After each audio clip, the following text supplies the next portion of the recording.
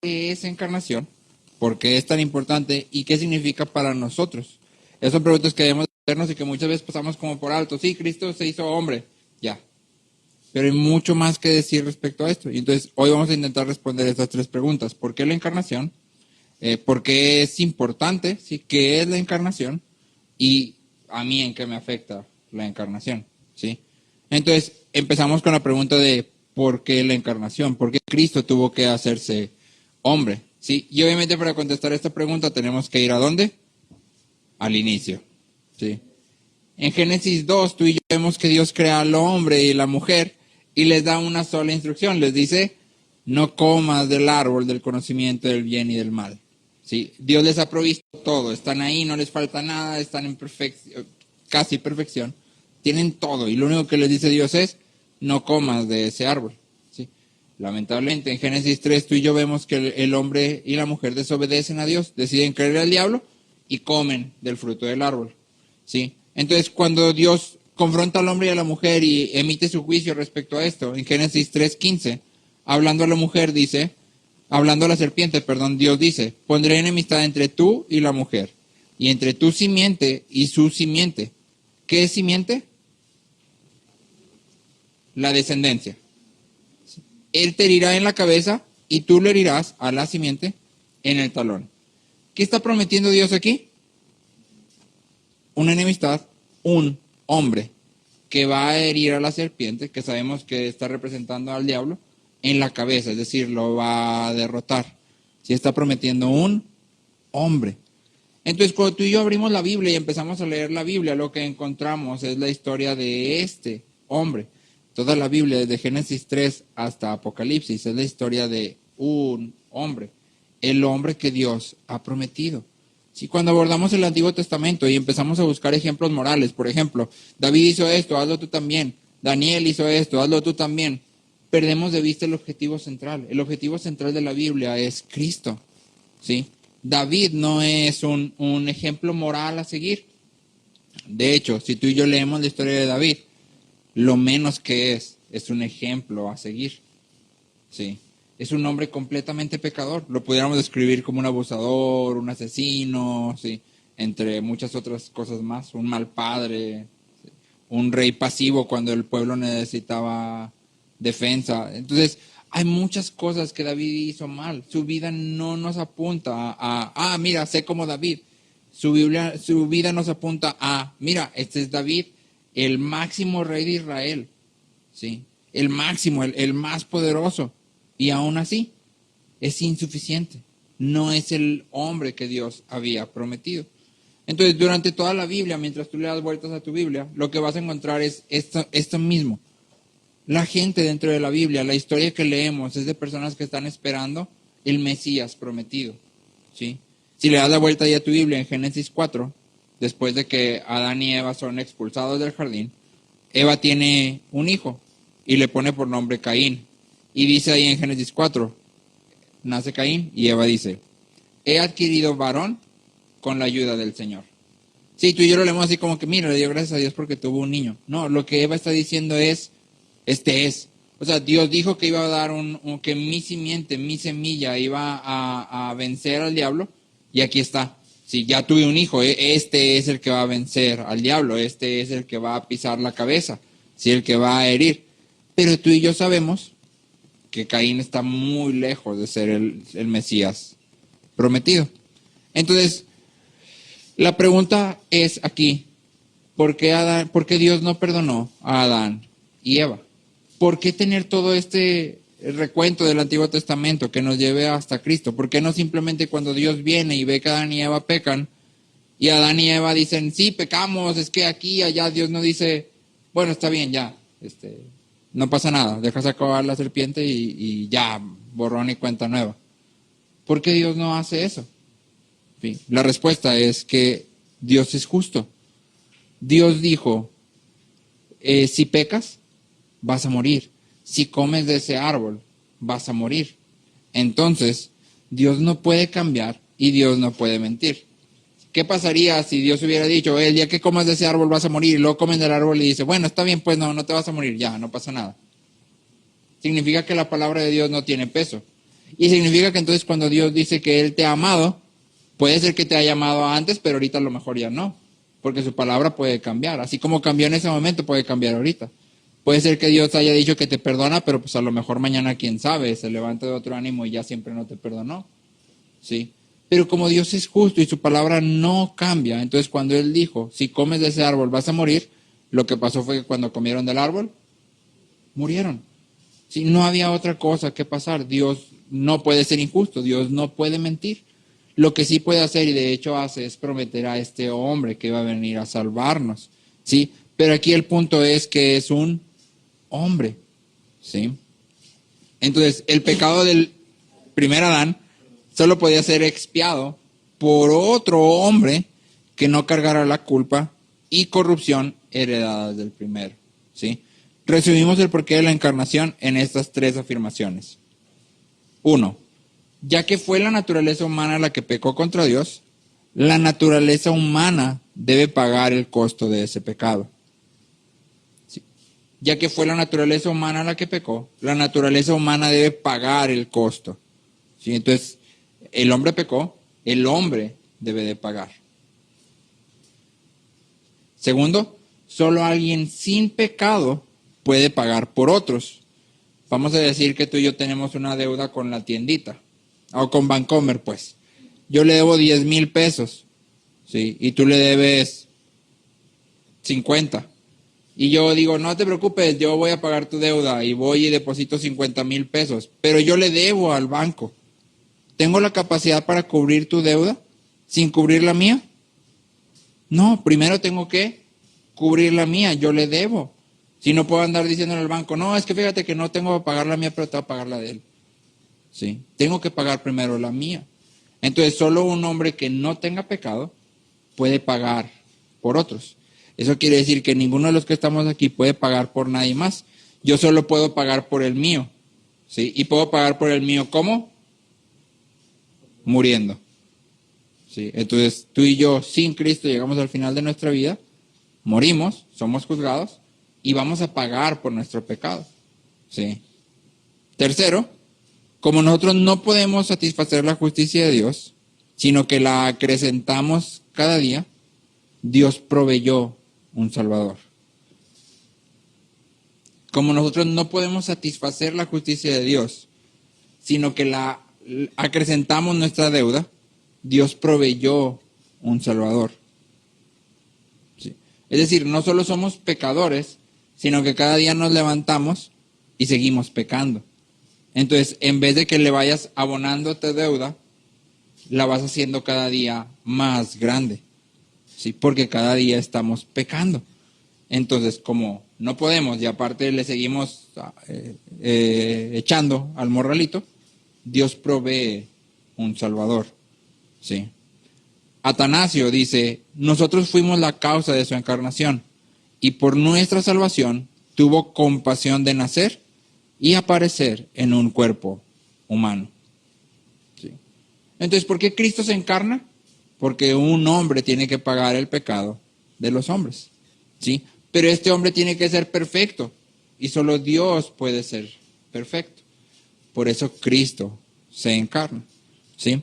La segunda pregunta que planteamos fue, ok, pero ¿qué significa encarnarse? ¿Sí? ¿Qué significa que Cristo se hizo hombre? ¿Qué entendemos por eso? Y aquí me gustaría empezar como todas las cosas que hemos estudiado últimamente y con el salmo que Liz nos leía, ¿no? Debemos de reconocer que Dios es Dios. Él es infinito, nosotros finitos. Quiere decir que no hay manera en que podamos entender todo lo que significa que Dios se hizo hombre. Pero hay algunas cosas que la Biblia deja claras. Y en ese sentido me gustaría exponerte 6 no negociables a lo largo de la historia. ¿Sí? Básicamente la encarnación significa que el creador del universo dependió totalmente de sus padres para ser alimentado y cambiado. Comió, bebió, balbuceó, aprendió a hablar, aprendió a caminar. ¿Sí? Nuestra salvación depende del hecho de que una persona de la Trinidad, Cristo, lloró como un bebé humano. La encarnación básicamente significa que Él pasó por todo el mismo proceso que tú y yo pasamos. ¿Sí? Pero hay 6 no negociables. ¿sí? A lo largo de la historia estas cosas son cosas que la iglesia ha defendido, ¿sí? Que es algo que no puedes cambiar, no puedes abandonar, no puedes, y que por lo tanto nosotros también tenemos que defender, ¿sí? La primera es que el sujeto de la encarnación, la persona que se encarna es el Hijo, ¿sí? Juan 1:14 dice, el Verbo se hizo carne y habitó entre nosotros. Juan 1:14 dice, el Verbo se hizo carne y habitó entre nosotros, ¿sí? El primer no negociable es el sujeto de la encarnación, es el Hijo, ¿sí? No es Dios Padre, no es Dios Espíritu Santo, es Dios el Hijo. Cristo se hizo carne. Lo segundo es que el Hijo siempre ha sido y siempre fue y es completamente Dios. ¿Sí? En Colosenses 2:9 dice, porque toda la plenitud de la deidad reside corporalmente en Él. Es decir, Cristo con un cuerpo, aún así tiene toda la deidad en Él. Cristo no deja de ser Dios. Toma forma de hombre, pero nunca deja de ser Dios. ¿Sí? Lo tercero es que la encarnación es esencial para la salvación humana. Sin encarnación no hay salvación. Si Cristo no se hubiera encarnado, nosotros no podríamos ser salvos. ¿Sí? No solo por el hecho de que Cristo vino en carne a morir por nosotros, sino porque como Cristo es hombre, entonces nosotros al ser unidos a Él, como hombres podemos ser salvos. Si Cristo no se hubiera hecho hombre, si Cristo no tuviera un cuerpo humano, tú y yo con nuestros cuerpos humanos de hombres no podríamos ser salvados. ¿Sí? Cristo toma nuestro cuerpo humano, nuestra naturaleza humana, y de esa manera entonces permite que nuestro cuerpo, nuestra naturaleza humana sea también salvada. Gregorio Nacianceno, porque hay varios Gregorios en la historia de la iglesia, dice, Cristo es hombre para que por medio de él la humanidad sea santificada, para que lo condenado sea librado de condenación, convirtiéndose en todo lo que somos en cuerpo y alma, exceptuando el pecado. ¿Sí? El hecho de que Cristo haya tomado humanidad santifica nuestra humanidad. ¿Sí? El hecho de que él haya tomado la naturaleza que antes era condenada hace que nosotros podamos ser libres de condenación. ¿Sí? Si Cristo no se hubiera encarnado y solo se hubiera aparecido, como algunos de los herejes decían en algún tiempo, entonces nuestra humanidad no podría ser salva. Sin embargo, Cristo asume todo lo que tú y yo somos, de principio a fin, excepto por el pecado. ¿Sí? Y esta es la cuarta, no negociable. Dios Hijo se convirtió en todo lo que nosotros somos, excepto por el pecado. Dios Hijo se convirtió en todo lo que nosotros somos, excepto por el pecado. La naturaleza humana de Cristo era sin caída y sin mancha por los efectos del pecado. ¿Sí? Y es un punto que tenemos que tener muy claro. Tú y yo, en nuestra cultura y en el día a día, por ejemplo, un dicho es, errar es humano. ¿Sí? Como que parte de ser humano es equivocarte. Pero esto no es cierto. Errar tiene que ver con la naturaleza pecaminosa, no con ser humano. ¿Sí? Dios no creó al ser humano pecador, ¿o sí? No, el pecado no es esencialmente parte del humano. ¿Sí? El pecado entra porque Adán y Eva desobedecen. Y de ahí en adelante, entonces ahora sí, errar es humano, porque hay pecado, pero no porque sea esencial. Es decir, si yo nunca me equivoco, ¿dejo de ser humano? No, sigo siendo humano. Lo que dejo de ser es pecador. Sí, son dos cosas distintas. Entonces, Cristo asume toda nuestra naturaleza humana, pero sin pecado. ¿Sí? Nuestra inclinación innata de rebeldía contra Dios no fue parte de la humanidad de Jesús. Él nunca pecó, sin embargo fue tentado igual que nosotros y aún más. Hebreos 2:18 dice, pues por cuanto él mismo fue tentado en el sufrimiento, es poderoso para socorrer a los que son tentados. Sí. Entonces, aquí la parte importante a recordar es que Cristo no tiene pecado. Cristo nace como una persona, un ser humano, sin pecado. ¿Sí? La tendencia natural que tú y yo tenemos interna a pecar no está en él. Sin embargo, puede ser tentado, ¿sí? El ejemplo más claro lo tienes otra vez en la Biblia. Adán no tenía pecado, Eva no tenía pecado, pero fueron tentados y sucumbieron a la tentación. No había pecado en ellos, ¿sí? Entró al rendirse a la tentación. Entonces Cristo está en este mismo estado en el que estaba Adán en su humanidad, hablando de su humanidad, ¿sí? Sin pecado. Pero aquí lo más interesante, y te leo de C.S. Lewis, dice: solo aquellos que tratan de resistir la tentación saben cuán fuerte es. Después de todo, descubres la fuerza del ejército al enfrentarte a él, no al rendirte. Descubres la fuerza del viento al caminar en contra, no al acostarte. Un hombre que se rinde ante la tentación después de 5 minutos, simplemente no sabe cómo hubiera sido 1 hora después. Y ya que Cristo nunca se rindió ante la tentación, es el único hombre que sabe lo que la tentación significa en su totalidad, ¿sí? Cuando hablamos de ser tentados, tú y yo creemos que nuestra tentación está bien intensa, no puede ser, y caí porque estaba bien fuerte. Puede ser, a mi fuerza estaba fuerte, ¿sí? Pero Cristo soportó la tentación toda su vida, las tentaciones, ¿sí? Entonces, ¿quién puede saber más qué significa una tentación que Cristo? Nadie, porque Él nunca se rindió, nunca sucumbió ante la tentación. Entonces, cuando hablamos en Hebreos que Él mismo fue tentado y por tanto nos puede socorrer, ten por seguro que sin importar tu tentación, te puede socorrer. Es menos de lo que Él tuvo que soportar, ¿sí? La que sigue de los no negociables, esta sería la quinta, es: la encarnación es un acto de adición. Filipenses 2:7 dice: sino que se despojó a sí mismo tomando forma de siervo, haciéndose semejante a los hombres. Si tú es Filipenses 2:7, se despojó a sí mismo tomando forma de siervo. La palabra aquí, tomar, significa añadir. Por eso decimos que la encarnación es un acto de adición, ¿sí? Tomar significa añadir. Es decir, Cristo no era Dios, se quitó lo divino y se puso la carne, sino que Cristo a su naturaleza divina le añadió, le sumó la naturaleza humana, ¿sí? Entonces, en la encarnación Jesús añade naturaleza humana, ¿sí? Él sigue siendo divino y al mismo tiempo humano, ¿sí? Por eso decimos, y esta es la confesión ortodoxa de la Iglesia, que en Cristo encuentras una persona con 2 naturalezas. La persona es Cristo y es al mismo tiempo humano y al mismo tiempo Dios, ¿sí? A través de la Biblia, y cuando empecemos a estudiar Juan, vamos a ver esto muy marcado. ¿Por qué? Porque Cristo hace cosas que solo Dios puede hacer: caminar por las aguas, detener la tormenta, milagros, perdonar pecados. Todo esto son cosas que solo Dios puede hacer, ¿sí? Pero al mismo tiempo dice: la hora solo el Padre la sabe, como si Él no la supiera.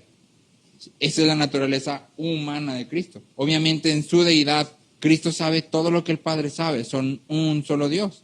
Pero en su humanidad, Cristo puede decir: no sé, ¿sí? Yo no lo sé, ¿sí?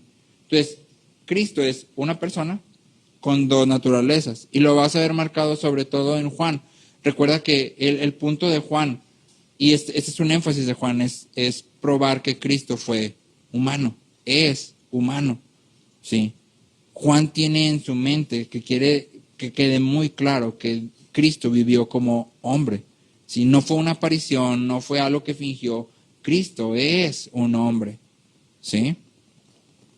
Y sexto, al tomar nuestra naturaleza humana, el Hijo se convierte en el primer hombre de la nueva creación. Sí, esto lo leímos en Pablo, cuando dice que Él es el primogénito entre muchos, ¿te acuerdas? En Gálatas, ¿sí? Hablando de que así como Cristo es hoy, el tipo de hombre que Cristo es hoy, glorificado, eso vamos a hacer también nosotros, ¿sí? Entonces, al tomar nuestra naturaleza humana, el Hijo se convierte en el primer hombre de la nueva creación, ¿sí? Y aquí el énfasis está en que Cristo sigue siendo hombre hasta el día de hoy. Esto muchas veces lo pasamos por alto. Creemos que Cristo vino, fue hombre, y luego se fue al cielo y se convirtió otra vez en un ser etéreo, sin cuerpo, ¿sí? Pero Cristo hasta el día de hoy sigue siendo hombre, es decir, tiene un cuerpo físico que puedes tocar, ¿sí? Pablo lo dice en 1 Timoteo 2:5. Dice, hay un Dios y un mediador entre Dios y los hombres, Jesucristo, hombre. Esa es la frase que Pablo usa. Hay un mediador. El mediador es Jesucristo, hombre. Sí, Cristo sigue siendo hombre. El trabajo de mediador de Jesús depende de su humanidad continua. Si Cristo no fuera hombre hoy por hoy, no podría interceder por nosotros.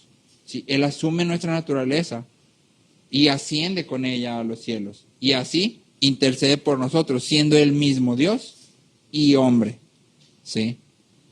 Christopher Wordsworth, que es un autor de himnos, dice, has elevado nuestra naturaleza humana en los cielos a la diestra de Dios. Nuestra naturaleza ha sido elevada. ¿Sí? Entonces, cuando tú y yo hablamos, como compartía Marcos hace unas semanas, que somos unidos a Cristo, estamos en Cristo, hablamos justo de esto. Nuestra naturaleza humana en Cristo está en los lugares celestiales. ¿Sí? Tenemos esperanza, como dice Juan, de que cuando Él venga seremos tal como Él es, le veremos tal como Él es. Nuestro cuerpo no va a desaparecer, ¿sí? Y es por eso que nuestro cuerpo es importante, ¿sí? Cuando hablamos de la esperanza cristiana, hablamos de una esperanza donde vamos a tener un cuerpo físico. No sé si recuerdas cuando Cristo resucita, se presenta ante los apóstoles y los apóstoles no lo pueden creer y Cristo les pide pan y pez para comer, para que vean que está vivo. ¿Sí? Y luego les dice, toca. O sea, le dice a Tomás, toca y ve. ¿Sí? Es decir, su cuerpo era el cuerpo de un hombre glorificado, que no entendemos bien qué significa un cuerpo glorificado, hay como muchas dudas, pero el punto es que es un cuerpo de hombre. ¿Sí? Y esto nos devuelve a Corintios, no sé si recuerda donde dice, el cuerpo es para el Señor y el Señor para el cuerpo. Tu cuerpo no es algo que cuando te mueras y lo resucitas allá vas a aventar. Tu cuerpo se va contigo. ¿Sí? Y por lo tanto el cuerpo es algo que tenemos que cuidar. ¿Sí? Tenemos que prestar atención a nuestro cuerpo. Entonces, esos son los 6 no negociables de la encarnación. ¿Sí? Ahora, la pregunta en la que me gustaría profundizar un poquito más es la parte de ¿qué significa para mí la encarnación? ¿Sí? Ya tocamos algunos puntos, ¿no? Sin encarnación no seríamos salvos, sin encarnación Cristo no podría interceder por nosotros, sin encarnación. Pero ¿qué significa prácticamente en mi día a día? ¿Qué tiene que ver la encarnación conmigo? ¿Sí? Y me gustaría que me acompañaras a Filipenses 2, del 5 al 8. Filipenses 2, del 5 al 8. Entonces, aquí hay mucho que aprender. Y me gustaría hacer 4 inferencias de la encarnación. ¿Sí? 4 cosas que podemos sacar de la encarnación y que la Biblia hace énfasis en ciertas áreas de estas. ¿Sí? La primera es que la encarnación nos enseña que tenemos un Dios que es capaz de sacrificarse por nosotros. Si Filipenses dice que siendo en forma de Dios, aunque Cristo existía en forma de Dios, no vio esto como algo a que aferrarse, no pensó, no puedo dejar esto, o dejar esto es demasiado difícil, o sea, ¿para qué me voy a hacer hombre? Ellos decidieron pecar, que pudo haberlo hecho, ¿sí? Sin embargo, Él nos creó y nos ama, y por lo tanto, estuvo dispuesto a tomar forma de siervo, ¿sí? Porque recuerda, estamos hablando de que el creador de todo vino y se convirtió en un bebé. ¿Sí? Como bebé, siendo Dios mismo, no tiene la capacidad de alimentarse él mismo, cosa que de entrada Dios no tiene necesidad de alimentarse. Dios no siente hambre. Sin embargo, Cristo asumió nuestra naturaleza y ahora siente hambre, siente coliquitos en su panza, ¿sí?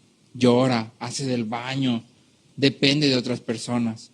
Sí, entonces date cuenta de la magnitud de lo que hablamos cuando decimos que Cristo se encarnó. El creador de todo el universo se convirtió en un ser que depende totalmente de otros, que sufre dolor, que sufre hambre, que sufre cansancio, sí, o sea, todo lo que tú y yo un día nos levantamos y estás súper cansado porque ayer no dormiste bien, te fue muy mal y tienes que ir a trabajar, todo eso Él lo sufrió. ¿Sí? La diferencia es que tú y yo somos hombres que hemos pecado. Él es el creador de todo, sin pecado. Entonces, cuando tú y yo dejamos que esto como que se asiente en nuestra cabeza, en nuestro corazón, y entendemos que Dios estuvo dispuesto a hacer esto, entonces lo que dice Pablo en Romanos 8, tiene un sentido más fuerte. Romanos 8:32 dice, el que no negó ni a su propio Hijo, sino que lo entregó por todos nosotros, ¿cómo no nos dará también junto con Él todas las cosas? ¿Sí? Y Pablo no tiene aquí en mente todas las cosas, prosperidad financiera sin límites, sino todo lo que necesites Dios lo va a proveer. Todo lo que necesitemos, ¿para qué? Para glorificarlo y para disfrutar de Él. Ese es nuestro propósito. Todo lo que necesitemos Dios lo va a proveer, porque si estuvo dispuesto a sacrificarse Él mismo, a tomar forma de siervo, por supuesto que nos va a dar todo lo que necesitemos. No hay nada que tú y yo tengamos necesidad que Dios diga no te lo puedo dar, o no quiero, no tengo ganas, o sí se dio Él mismo, con mayor razón va a darnos todo lo que necesitemos. Sí, y esto nos debe llenar de esperanza. Segundo, la encarnación nos enseña que una vida de sacrificio y desinterés es la más divinamente hermosa que un hombre puede vivir. ¿Quieres parecerte a Cristo? Aquí está el ejemplo. Desinterés total. Y esta parte de servicio y desinterés toca muchísimos aspectos de nuestra vida, de hecho los toca a todos. Pero la Biblia hace énfasis en algunos y me gustaría enfatizarlos yo también. Antes de esto me gustaría decir que cuando hablamos de desinterés y de sacrificio, debemos notar que no se trata de desprecio propio, de decir no valgo nada, no sirvo para nada, no soy nada, sino de abnegación. Sí valgo la sangre de Cristo. Sí, soy digno porque Cristo me ha hecho digno, no por mí mismo, pero vivo abnegado, renuncio a mí mismo. No se trata de degradarnos, no, soy menos que todos los que están aquí, soy más pecador que todos y por eso los sirvo, no. Pero sí se trata de olvidarnos de nosotros mismos para buscar el bien de los demás, ¿sí? Entonces, la Biblia enfatiza, hablando de la encarnación, las misiones. Juan 17:18 dice, como tú me enviaste al mundo, es Cristo hablando, como tú me enviaste al mundo, yo también los he enviado al mundo, ¿sí? Entonces, cuando pensamos cómo Cristo vino al mundo, ¿cómo vino? Como siervo, despojándose tomando forma de siervo, ¿sí? O sea, renunciando. Entonces, como el Padre ha enviado a Cristo, así Cristo nos envía a nosotros. ¿Quién tiene el llamado? ¿Quién ha sido enviado a las misiones? Todos hemos sido llamados a misiones. Todos hemos sido llamados a proclamar el Evangelio. Todos. Si no es algo que no, el misionero fulanito que anda en... No. Donde vives, donde estás, has sido enviado igual que Cristo ha sido enviado. Y eso significa que yo debo estar dispuesto a renunciar a todo, ¿sí?, a fin de proclamar el Evangelio. Y eso significa a todo. Si proclamar el Evangelio va a costar relaciones, va a costar relaciones. Si proclamar el Evangelio va a generarme burlas, me va a generar burlas. No puedo ser más humillado de lo que Cristo fue. No puedo nunca renunciar a más de lo que Cristo renunció. Y entonces, como Él fue enviado, tú y yo somos enviados. ¿Sí? Segundo, la encarnación nos habla de las relaciones también. No, dentro de esto mismo, estamos hablando de que es una vida de servicio. ¿Sí? El primer servicio que rendimos a la gente es el de las misiones, el de proclamar el Evangelio. ¿Sí? También la encarnación en esto de servir a los que nos rodean nos habla de nuestras relaciones. Ahí mismo en Filipenses 2, pero un poquito arriba, dice, no hagan nada por egoísmo o por vanagloria, sino que con actitud humilde cada uno de ustedes considere al otro como más importante que a sí mismo, no buscando cada uno sus propios intereses, sino más bien los intereses de los demás. Estos son los versículos 3 y 4, justo antes de que Pablo empiece con, haya en ustedes esta actitud que hubo en Cristo. ¿Sí? Es decir, cuando tú y yo hablamos de la encarnación, hablamos del ejemplo perfecto y total de cómo debemos de comportarnos nosotros, ¿sí? Como personas, respecto a las personas, como trabajadores en nuestras áreas de empleo y como miembros de una comunidad, ¿sí? Cuando vemos los problemas de nuestra comunidad, de nuestro trabajo, de nuestro entorno, nunca podemos decir, no, pues no es mi problema, que ellos lo resuelvan. Porque Cristo pudo haber dicho eso, ¿no?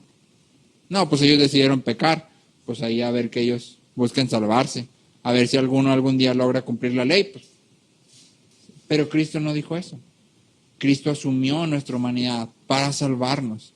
Entonces, cuando tú y yo hablamos de la encarnación, hablamos del ejemplo perfecto, de cómo debemos de comportarnos en el ámbito en el que estamos, ¿sí? En la familia, en el trabajo, en la comunidad. Yo tengo un ejemplo a seguir y es el de servir a los demás, ¿sí?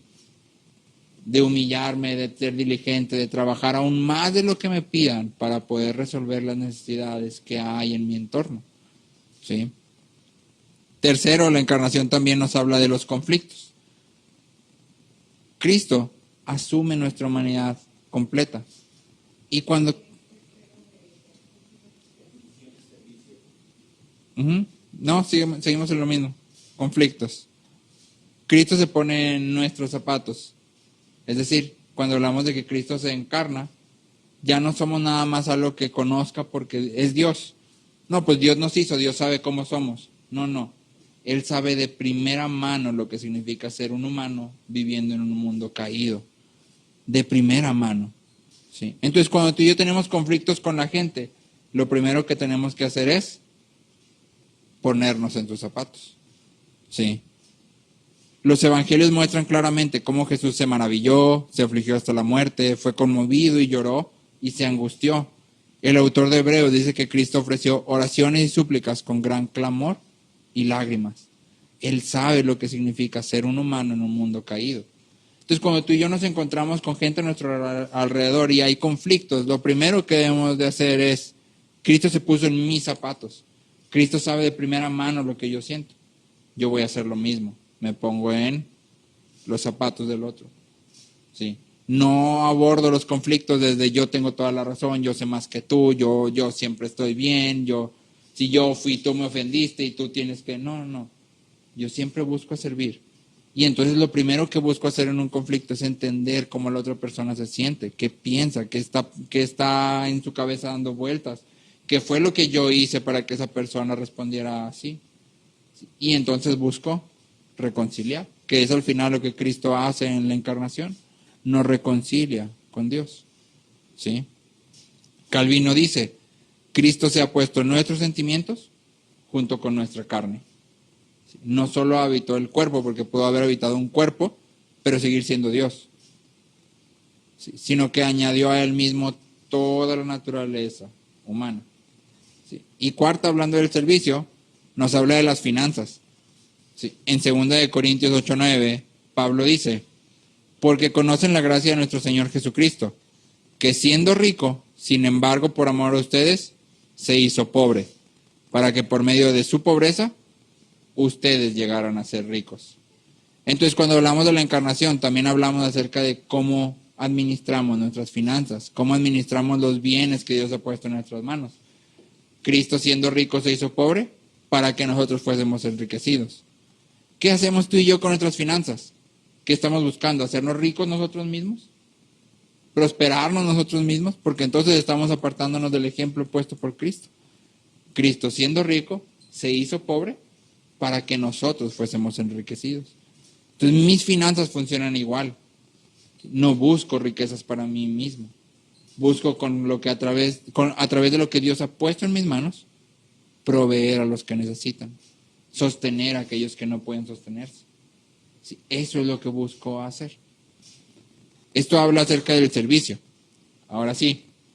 Tercero, la encarnación nos deja muy en claro que es muy difícil ponerle un límite al autosacrificio al que el ejemplo de Cristo nos llama. Es decir, ¿cuándo sabes que ya es suficiente autosacrificio?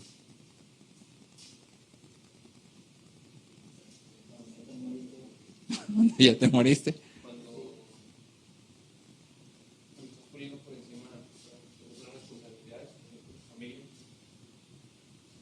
Ahí sería un problema de prioridades. Pero hablando, por ejemplo, de tu primera prioridad, un padre de familia. ¿Cuándo el padre de familia va a decir, ya me sacrifiqué demasiado por mi esposa y por mis hijos?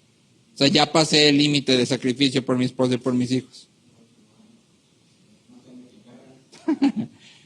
Exacto, no hay un límite en el sacrificio, pero eso extiende a todo, no solo el padre hacia el esposo y los hijos, sino también la esposa hacia el esposo y los hijos, y también cada uno de ellos hacia cada uno de los que forman parte de la iglesia, ¿sí? También, ¿cuál es el límite de que tú digas, no, es que ya le dé mucho al hermano en la iglesia, ya le estuve ayude y ya fue como que mucho, ya está abusando ese hermano? No hay un límite, ¿sí? Pero si decimos exactamente, decimos, no, es que ya le ayudé mucho, ya que él solito se... ¿sí? O no, es que antes de ayudarle hay que... Imagínate que Cristo hubiera dicho, bueno, sí me voy a encarnar, pero primero obedece 2, 3 mandamientos un mes y luego ya... ¿Hubiéramos podido? No. Pero como Cristo sabe que no podemos, entonces Él dice, yo lo hago, yo lo voy a hacer. ¿Sí? Entonces cuando tú y yo tratamos de ponerle límites a nuestra ayuda y a nuestro sacrificio, estamos negando el ejemplo que la encarnación pone. No hay un límite, ¿sí? Y esto es fácil decirlo de manera general. Por ejemplo, todos tornamos a, no, pues la vida. Pero en realidad cuando hablamos de nuestra vida, tu vida no te costó nada. O sea, un día estabas, no estabas y luego de repente ya estabas. ¿Cuánto te costó? Nada. En todo caso a tu mamá le costó pujar o que la mocharan. O que... A ti no te costó nada. Un día no estabas y al siguiente ya estabas. ¿Cuánto te costó tu vida? Nada. Pero hazlo específico. Vamos a hablar de tu tiempo. Vamos a hablar de tu casa. Vamos a hablar de tu dinero, de tu ropa, de tus cosas. Y entonces ahora sí, como esas sí te cuestan, esas sí se hacen pesadas. Y muchas veces somos, no, es que cómo no. Sí. Pero cuando hacemos eso, no estamos dejando que la encarnación nos señale el camino a seguir. ¿Sí? Cristo en su encarnación es el máximo ejemplo. Segunda de Corintios 12:15, es Pablo hablando, dice, y yo con mucho gusto gastaré lo mío, y aún yo mismo me gastaré por sus almas. Si Pablo no está esperando que los corintios le regresen ese amor. Si Pablo dice, voy a gastar lo mío, todo lo que yo tengo, pero también yo mismo me voy a gastar por sus almas. ¿Sí? Pablo entendió lo que Cristo hizo y entonces lo imitó. Tú y yo tenemos que entender lo que Cristo ha hecho y entonces imitarlo. ¿Sí? En Marcos 8:27, Cristo les pregunta a sus discípulos, ¿quién dice la gente que soy? ¿Sí? La pregunta de Cristo tiene 2000 años o más ahí. Y sin embargo es una pregunta que tú y yo tenemos que hacernos hoy por hoy. Porque de la respuesta que demos a esa pregunta dependen muchísimas cosas, empezando por nuestra salvación. Si Cristo no es hombre hoy por hoy, tú y yo estamos condenados. No hay nada de salvación para nosotros. Entonces a la pregunta, ¿quién es Jesús? Nosotros respondemos, Jesús es el Hijo de Dios, la segunda persona de la Trinidad, eternamente el Verbo hecho carne, quien por su encarnación y obra ha revertido la obra del primer hombre y se ha convertido en nuestro Señor y Salvador. Cristo, en virtud de su encarnación y de su obra, está perfectamente calificado para suplir todas nuestras necesidades, especialmente nuestra necesidad de perdón de pecado. Cuando hablamos de quién es Cristo, Cristo es el Dios hombre. Ese es Cristo. Cristo, si lo piensas, Cristo está en un lugar único. No hay ninguna otra criatura, no hay ningún otro ser, no hay ningún que sea como Cristo. Cristo es el único Dios, hombre. Y eso lo califica para ser nuestro perfecto Señor y Salvador.